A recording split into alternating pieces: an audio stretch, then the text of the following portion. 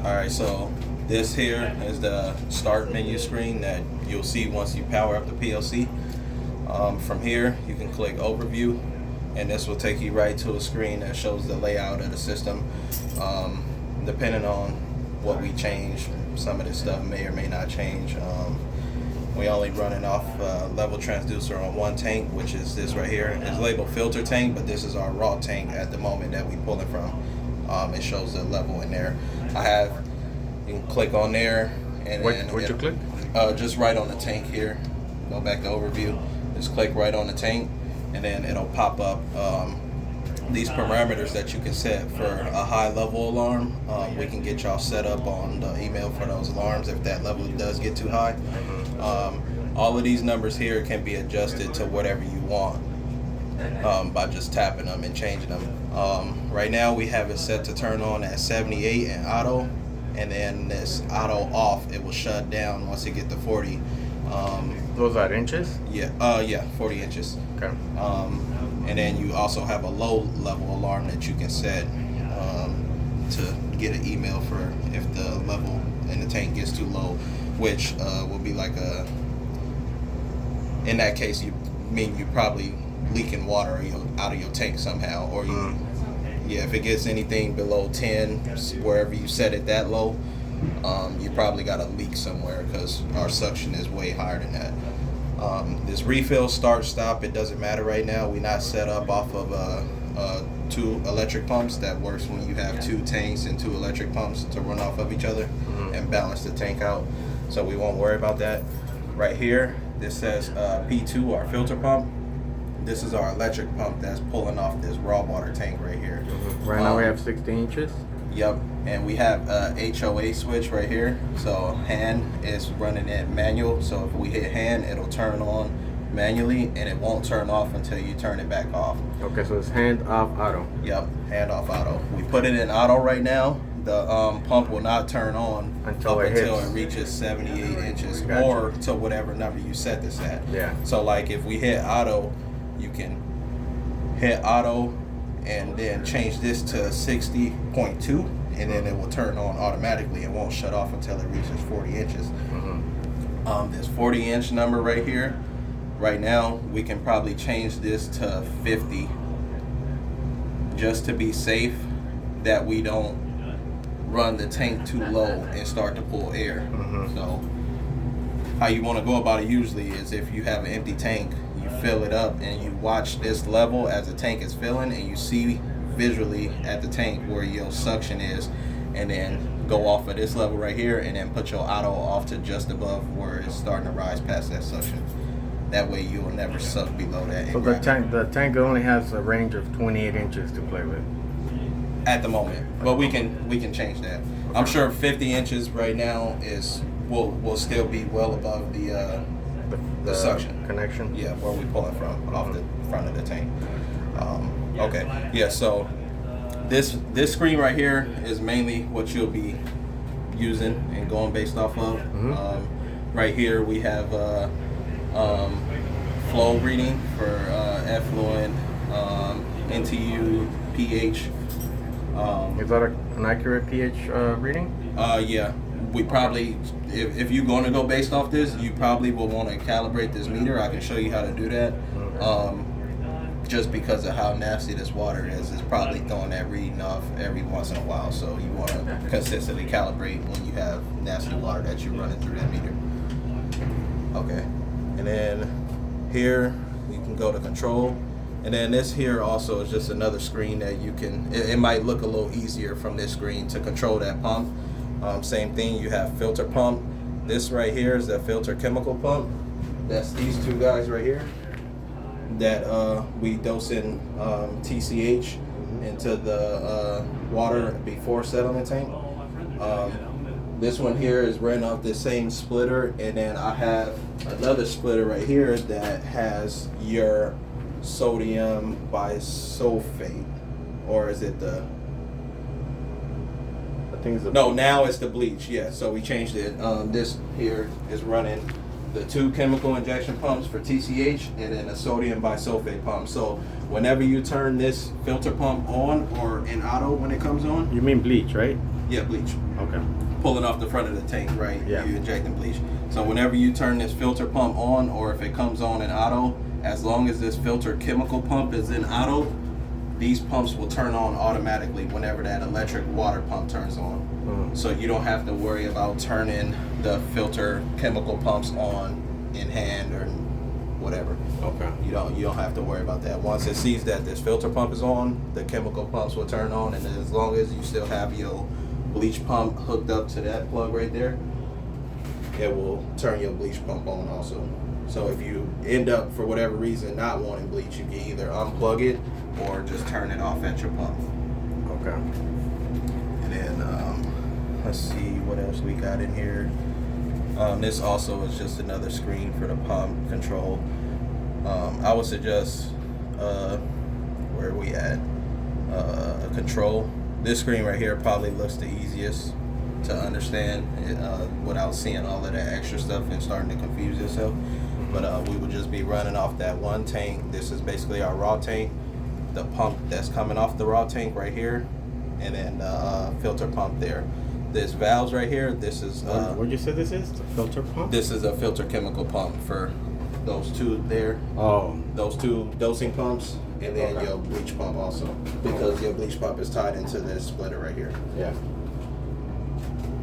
And then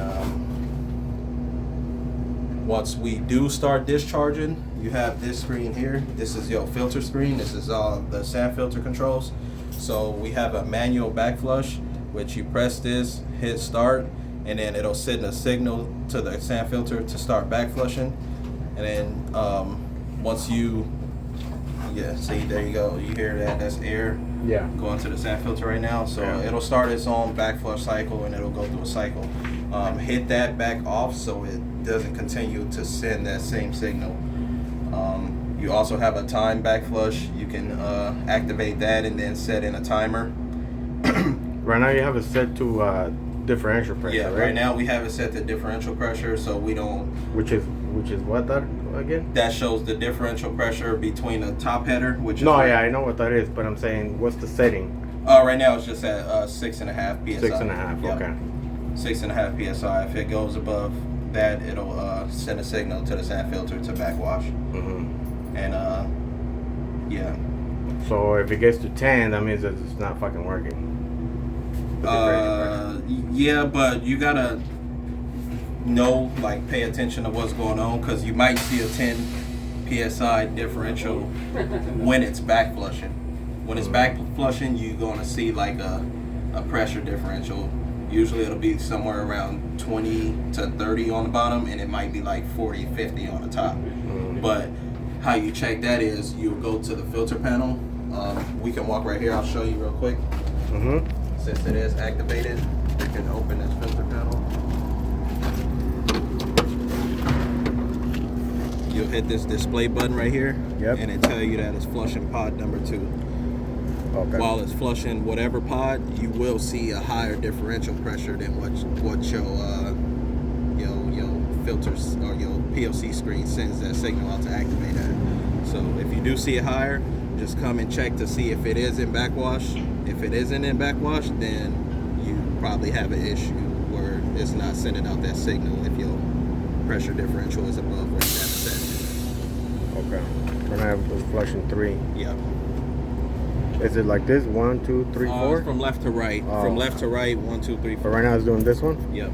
And then a good way to check to see which pod is it on, because sometimes depending on what company you're dealing with, even us, like we have some wonky ones where you get one guy that sets it up this way, another guy that sets them up the other way, and you might get 1, 2, 3, 4 or some weird whatever. One way to check is get just a key, and most of these sand filter valves, they have a keyhole right up under here, and you can push your key in there. If you hit a blockage right away, probably like a quarter of your key in there, and you hit a blockage, that means that solenoid is actuated at that valve. Now, if we go in this one here, this key goes up all the way. It's not hitting anything. That means it's not actuated. That plunger is not pushed back. Okay. So that's just another good way of knowing if you actually get that there. Because sometimes you can even, like, you'll have an issue of where one of these airlines might get blocked or something, and it's not getting actual air supply to the solenoid to be able to push that plunger open and close. So we shouldn't have to worry about none of that stuff here. That's just some good information. Okay. And then if you ever want to stop back flushing for whatever reason, there's a start and a stop here. Stop, it'll kick it out of back flush, and then if you wanted to start a back flush manually from the control panel, just hit start. And it'll start from pot 1? Yep. It'll start from pod 1 and go through a whole cycle. Go through all 4. Yep. You hit stop here. This knob right here, it'll navigate through the screen. We have duration. We can change the duration of each pod to... What's the current duration? 60 seconds? Current duration is 60 seconds. You got 90 seconds, a minute and a half, 2 minutes, 2.5 minutes, so forth. You can go all the way up to whatever. Okay. I would recommend we probably just stay on 60 seconds. That's been good for now. Yeah, that's that. All right. Filter should be good on that. We can come back in here, see what else in here I can show you. Yeah, so differential pressure, we running off that, so we'll leave that there the same, and activate it. You have upper pressure reading on the sand filter and a lower pressure reading right here. Same for at the actual filter itself. You have a gauge on the top and then a gauge on the bottom. Right next to those gauges, you'll see a little stainless steel device that's a pressure transducer. That's what sends those numbers to the PLC screen here. And another thing, same thing like the other screen, you have the influent and then effluent gallons per minute, NTU and pH readings. We're not using most of these right now. This was disconnected. We have we're only running off of one pump right now of ours that's hooked into this PLC, so you will only get that one reading, which will be right here on pre-treat. So right now it just at default this one's reading -6 GPM, but as soon as we start running, you'll see that number go up.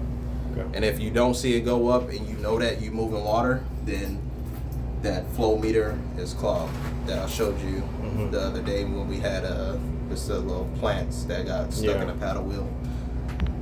Yeah, so this one here is where we're gonna be getting our flow reading from. Okay. And yeah, so that's pretty much that. So how do we start? How do we start? Like I said, we can either go to control here and run it from here. Put it on hand? Yeah, we'll put it in hand, and then we'll, just for our case right now, we want to watch that tank and make sure that we don't drop it too low. As soon as you put it on hand, as soon as we put it in hand, right? That pump will start, and then these pumps should kick on also. Yeah. Okay. So if you think we're ready, we can start it right now and keep your video going. Yeah. All right. We're ready, right? We should be good, right? Yeah. Let me run out back real quick and check that valve on the back. Make sure I didn't close that for no reason.